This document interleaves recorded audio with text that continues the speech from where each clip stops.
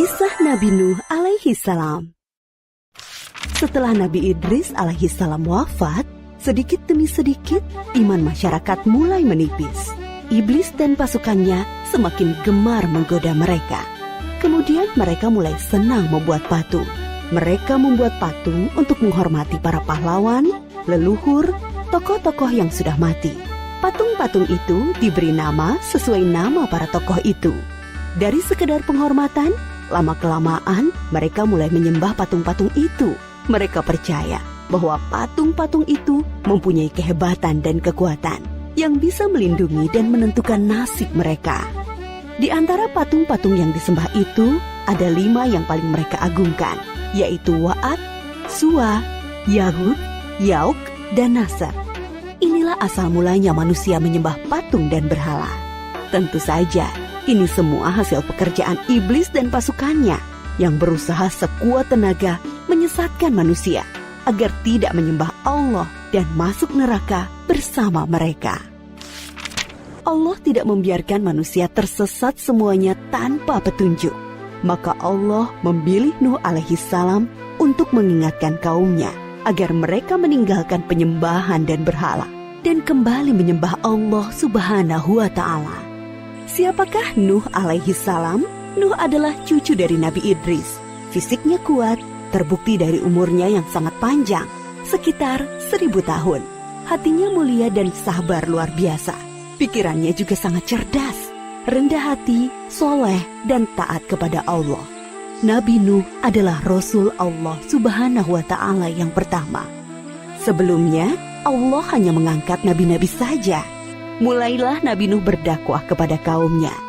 Nabi Nuh mengajak mereka untuk memohon ampun atas dosa-dosa mereka dan kembali menyembah Allah agar tidak terkena azab dari Allah. Sangat tekun Nabi Nuh mengajak kaumnya dengan berbagai cara, dengan terang-terangan di hadapan banyak orang, dengan diam-diam mendatangi seorang demi seorang. Berulang-ulang, siang dan malam, selama kurang lebih 950 tahun lamanya. Tetapi sedikit sekali yang mengikuti seruan Nabi Nuh. Kebanyakan dari pengikutnya ini adalah orang miskin dan pekerja kasar. Jumlahnya sekitar 80 orang. Yakni sebagian besar kaumnya tidak mau mengikuti ajaran Nabi Nuh. Mereka bersikap angkuh dan sombong dengan menutup rapat-rapat telinga mereka jika Nabi Nuh mulai berbicara untuk mendakwahi mereka.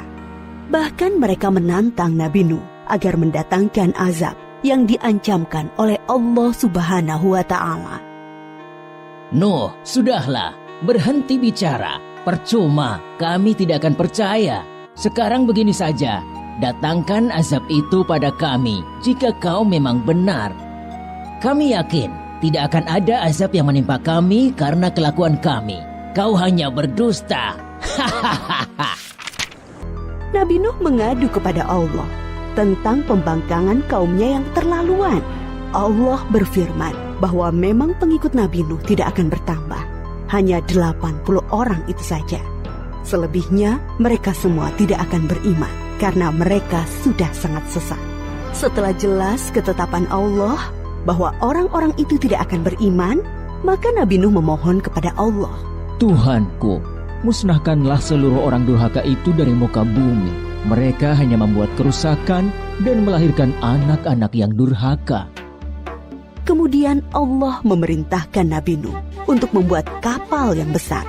Pada masa itu ilmu perkapalan belum berkembang dengan baik. Allah mengajarkan ilmu itu kepada Nabi Nuh. Maka Nabi Nuh bersama pengikutnya membuat kapal besar terbuat dari kayu. Kayu itu didapati dari pohon-pohon di hutan di sekitar mereka. Ejekan kaum Nabi Nuh semakin menjadi-jadi. Melihat pembuatan kapal itu terasa aneh bagi mereka. Apalagi mereka tinggal jauh dari laut. Lihatlah, Terbukti bahwa Nuh gila. apa itu? Bikin kapal ya? Untuk berlayar di hutan. Nabi Nuh dan pengikutnya bersabar dan tetap tekun menyelesaikan kapal itu. Akhirnya kapal besar itu selesai. Inilah kapal besar pertama yang dibuat oleh manusia. Kemudian Allah memerintahkan untuk mengumpulkan binatang-binatang sepasang-sepasang, jantan dan betina. Semua diangkut ke dalam kapal bersama orang-orang beriman. Semua keluarga Nabi Nuh, termasuk yang diangkut ke dalam kapal, kecuali istri dan salah satu anaknya, Kan'an. Mereka tidak mau masuk ke dalam kapal. Mereka tidak beriman dan termasuk orang durhaka. Sementara itu, langit menjadi gelap. Angin bertiup kencang, petir menggelegar. Hujan turun sangat lebat. Dari dalam tanah memancar air yang semakin deras. Juga dari dalam rumah-rumah penduduk, dari dapur-dapur mereka. Dengan cepat, air membanjiri bumi.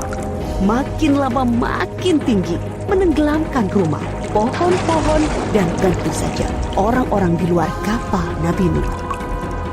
Ketika Nabi Nuh melihat sekelilingnya dari atas, tampak putranya, Kan'an, sedang menyelamatkan diri dari banjir.